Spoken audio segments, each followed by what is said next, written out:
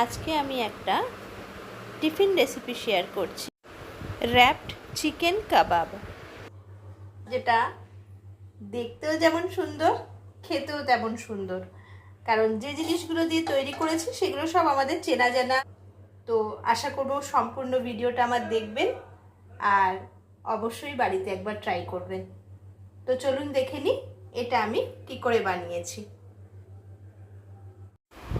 কাবাবটা বানানোর জন্য আমি এখানে ক্যাপসিকাম, পেঁয়াজ এবং চিকেনটাকে কিউব করে কেটে নিয়েছি আর আদা রসুন গ্রেট করে, নুন, হলুদ, একটু কাশ্মীরি লঙ্কার গুঁড়ো, 1 চামচ মতো টক দই, খুব সামান্য পরিমাণে একটুখানি চিনি। এটা জাস্ট স্বাদটাকে বাড়ানোর জন্য, এটা মিষ্টি আনার জন্য নয়। এবার আমি আমার গ্রেট করে রাখা এই রসুন আর আদাটা এর মধ্যে দেব, দিয়ে ভালো করে এটাকে মাখিয়ে নেব।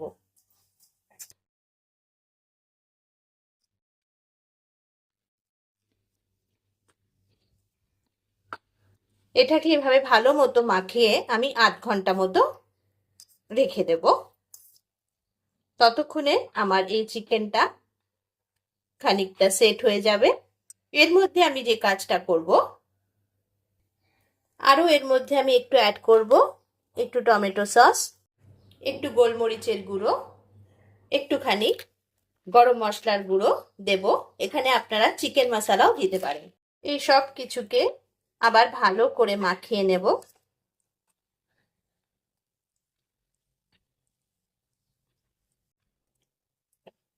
এবার আমি ফাইনালি এটাকে আধ ঘন্টার জন্য ম্যারিনেট হতে রেখে দেব।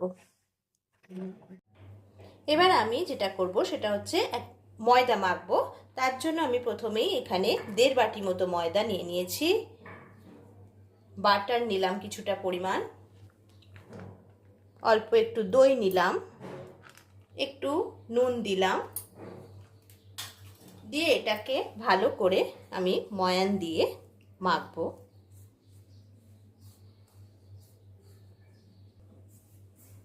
আমার এইভাবে ময়ান দেওয়া হয়ে গেছে, এটা একদম মুঠো হয়ে আসছে।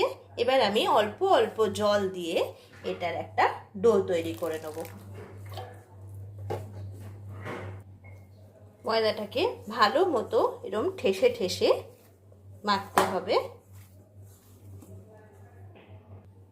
আমার ময়দাটা মাখা হয়ে গেছে, এটাকেও আমি আধ ঘন্টার জন্য রেস্টে রাখবো।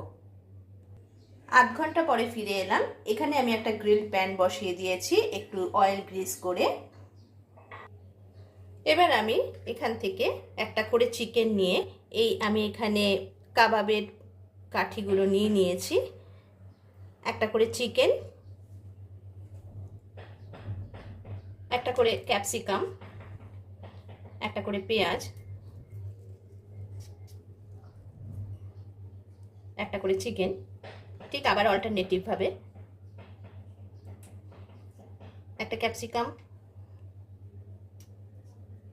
একটা লাল ক্যাপসিকাম, একটা পেঁয়াজ, আবার একটা চিকেন। এইভাবে আমি আমার এই স্টিকটাকে পুরোটা ভর্তি করে নেব।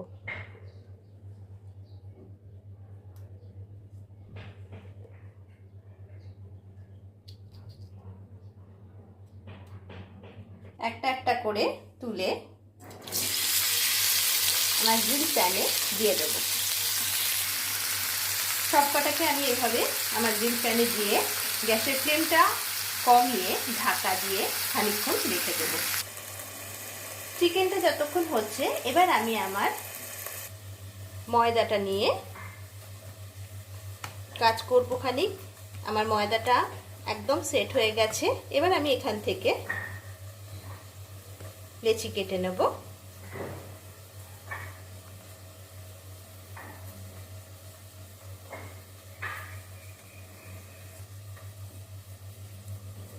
লেচিগুলো দিয়ে এবার আমি রুটি বানিয়ে নেব। যতটা পাতলা করে করা যায়, যতটা বড় করে করা যায়, সেভাবে আমি রুটিগুলোকে বেলে নেব। এভাবে প্রত্যেকটা লেচিকে আমি বেলে নেব। সবকটা লেচি আমার বেলা হয়ে গেছে। এইবার প্রত্যেকটা লেচির গায়ে এরকমভাবে বাটার লাগিয়ে নেব। নিয়ে আর একটা লেচি এর মধ্যে বসিয়ে দেব, তার গায়েও বাটার, ভালো করে বাটার লাগিয়ে নেব।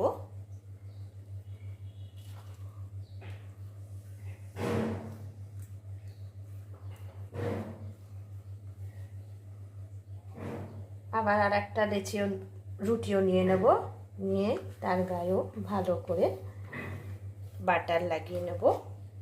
এবার আমি এগুলোকে সরু করে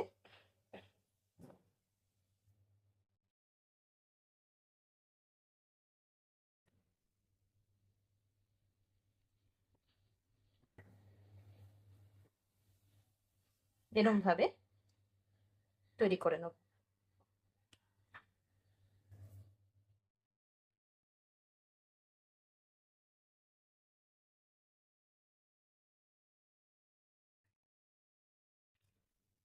হয়ে গেলে এটাকে আমি এভাবে কেটে নেব।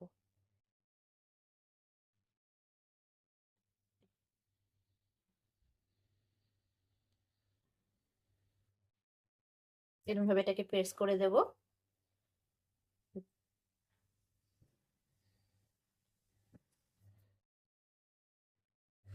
আমার লেচিগুলো একদম তৈরি হয়ে গেছে। এবার দেখে নেব মাংসটা আমার কতদূর তৈরি হয়েছে। অনেকটাই জল বেরিয়েছে। আমি মাঝে একবার এটাকে পাশ ফিরিয়ে দিয়েছিলাম। এবার আমি এই যে ম্যারিনেট করেছিলাম যে মশলাটা, সেই মশলাটা আমি এর মধ্যে দিয়ে দেব। এটা আমি প্রত্যেকটা স্টিকের মধ্যে লাগিয়ে নেব। চিকেনটা যখন একদম এরকম তৈরি হয়ে যাবে, এবার আমি এটাকে তুলে নেব, প্লেটে তুলে নেব। চিকেনগুলোকে আমি তুলে নিয়েছি। এবার আমি আমার এই লেচিগুলোকে গোল করে বেলে নেব। প্রত্যেকটা রুটিকে আমি গোল করে ভেজে রেখেছি, বেলে রেখেছি। এবার আমি যেটা করব, এই স্টিকটাকে এর মধ্যে দিয়ে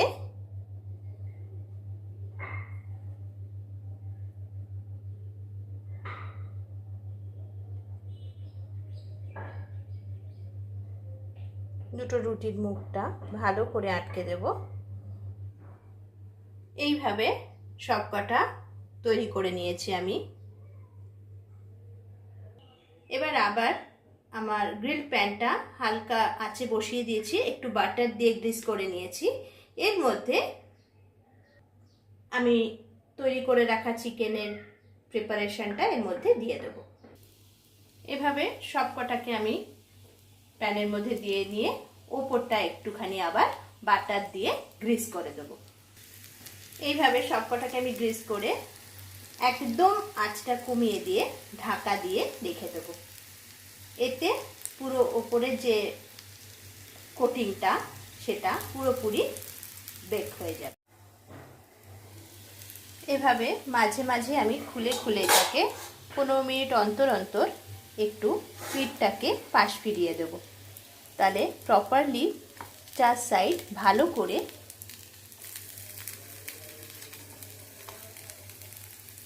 আবার ঢাকা দিয়ে রেখে দেব।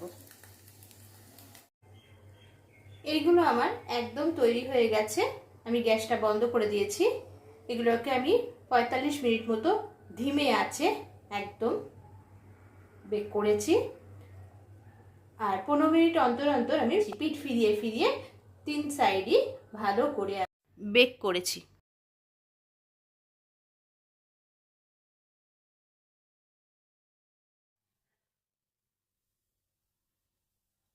এতক্ষণ আমার সঙ্গে থাকার জন্য থ্যাংক ইউ।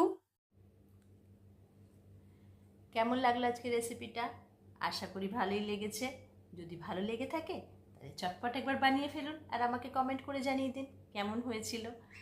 আর যদি আমার রেসিপিটা ভালো লেগে থাকে অবশ্যই লাইক, শেয়ার, কমেন্ট করবেন।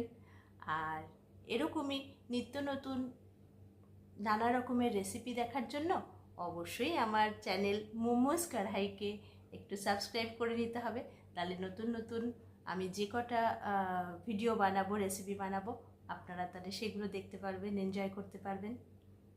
আজকে এই পর্যন্ত, আবার দেখা হবে নেক্সট ভিডিওতে। ততক্ষণের জন্য বাই, থ্যাংক ইউ।